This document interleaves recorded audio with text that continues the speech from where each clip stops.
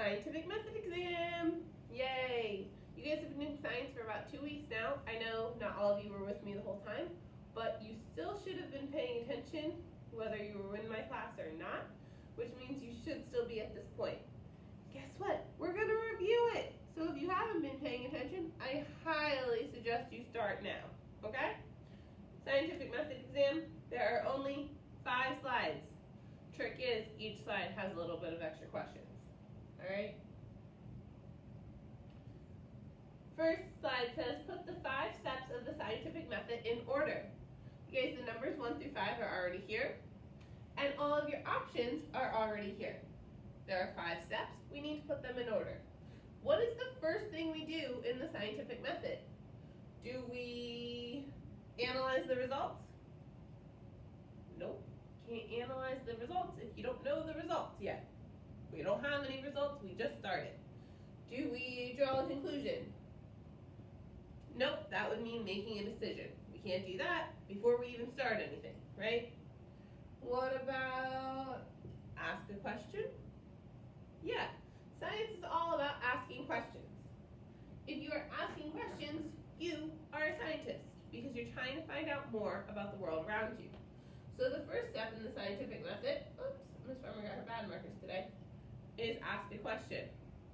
Once you have that question in mind, what is the next thing you're gonna do? Are you gonna design and conduct an experiment?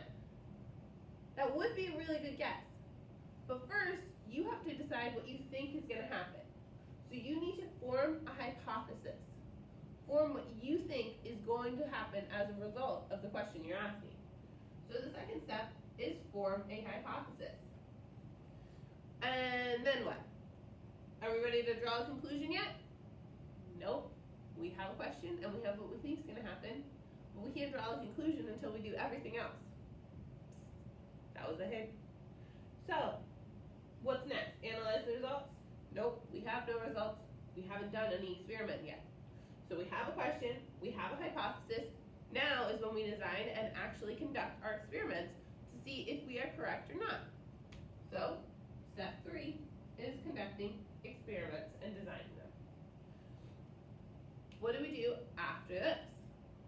Well, now we have done our experiment. So now we have to look at all of the results and figure out what they mean. So what would look at all of the results really translate to in scientific language? Great job. Analyze the results. See, you guys are rock stars. You already knew it. Which leaves the last and final step to be draw a conclusion. Figure out what this really means in life. Guys, I put numbers there just to show you what you're going to do is you're going to drag and drop them. So if like, ask a question with number 1, this should be over, oopsies, by number 1. Super duper hard, right? You guys got this. I'm going to put that back. And we're going to go to the next slide. What are 4 reasons that we are able to live on Earth? 4 reasons, guys. There's so many reasons in this world why we're able to live on Earth, but I'm only asking for 4.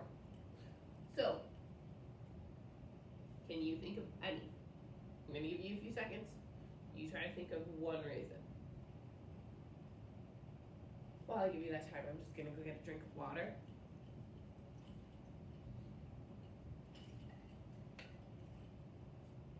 What was the answer? Right, water. Earth is the only planet with water to sustain life. Water is definitely an answer up there. What else could be an answer?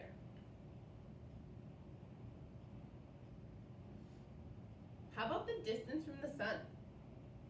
It's not too hot, it's not too cold, we're not burning alive, we're not freezing to death. We are living comfortably even though we have our different seasons because we're the perfect distance from the sun, right? That's one nice thing about Earth. One of them.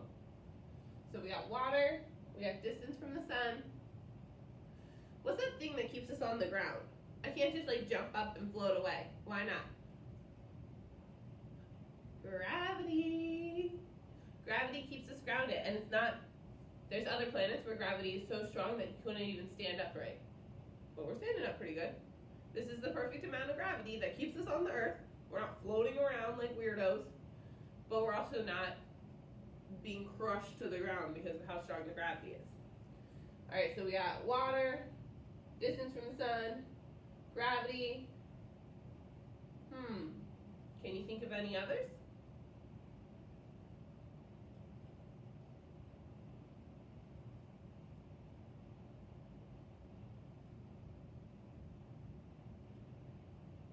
This arm is stuck. I can't think of any others.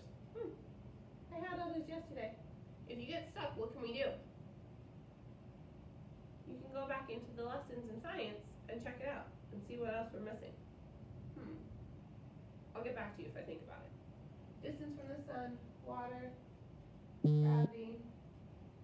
Oh, what about our soil? We're able to plant food outside, right guys? You guys probably already knew that before me and think I'm dumb right now, but that's okay. That happens, right? What about our soil? We can plant food, we can grow things. That's something that really is beneficial and the reason that we can live on Earth when other planets don't have that type of soil. All right, moving on. What are the 5 oceans on Earth? 5 of them. Remember, all right, even though there's only 5 oceans, there's one right here and right here. Why are there 2 ones? What is the biggest ocean that wraps around that whole area, but when we flatten it out, it makes it look super duper big? Is it the Southern, the Indian, the Atlantic, the Arctic, or the Pacific? Very good, it's the Pacific Ocean. So where you have ones, you should be writing Pacific Ocean. What is the second largest ocean on Earth? It's where number 2 goes. What ocean is here? Anybody remember? Very good, it's the Atlantic Ocean. The Atlantic Ocean is the second largest ocean, it goes right there. And then the third largest ocean goes for number 3. What's this ocean called? Nicely done, the Indian Ocean. And the ocean all the way at the top of the world, where the North Pole is and where the Arctic Circle is, what is that ocean called? What? Look at that. The Arctic Ocean. It's like it was named for where it's at. And what's the newest ocean that they just decided was an ocean only about 20 years ago? I know this one's near Antarctica, but it's not called the Antarctic Ocean. What is this one called? The last one up here, guys. We got the Southern Ocean down in the bottom. All the words are written for you. You just have to type them into where they belong. Okay? Please type them. Don't write with your finger. Type them. I promise it'll be worth it. Okay? Super easy so far, right? What are 3 landforms on Earth? You guys did this using Play-Doh. You made landforms. It was a fun activity. What was one landform you made? A mountain. Great. A mountain is totally a landform. You could write mountain right there. What's it called when like it's all raised up a little bit, but then it's still flat, so it's like a little bit higher than the rest of the ground around it, but it's still a flat land? Anybody remember that word? That was a weird word. It's called a plateau. Plateau is definitely a landform. Okay. What happens in between the mountains? When you have a mountain here, and then it goes down, what's over here? What's this called? A valley. Great job. So we got mountains, valleys, plateaus. What about where the water meets the sand and the land? What's that called? We got beaches. Very good. You could also put in things like flatlands, which include grasslands and deserts because both of those are flats. Okay. You could do like hills. Volcanoes are mostly mountains, but that still counts, I believe, as a landform, so I would accept that. I don't know, but I gave you way more than 3, so this should not be a hard part of the test. And finally, we get label the parts of the Earth. There are only 4 parts. What part? Let's start with the most inside piece. What do we think the most inside piece is if these are our options? Inner core, outer core, mantle, crust. This is really hard because it's the most inside piece. Since it's the most inside piece, it is hard to determine what the answer would be. Oh, are you all laughing at me right now? Yeah, that's fair. Inner core.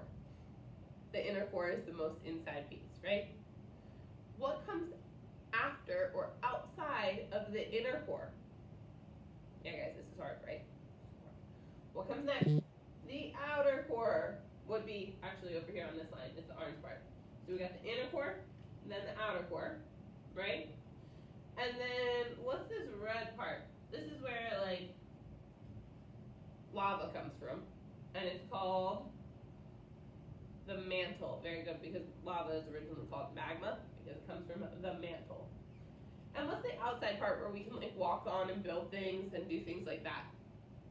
Very good. The crust of the earth, just like the crust of the bread, is the most outside part. All right. Super duper easy, guys. You can do this. This is your whole science exam. If you have questions, stop this, rewind it, go back, watch it again, or just ask me to jump on Zoom. I'm not going to help you with the actual physical test when you get to that. And when you submit this one the first time, I'm going to grade it the first time. Do you understand? All right. I will see you guys later.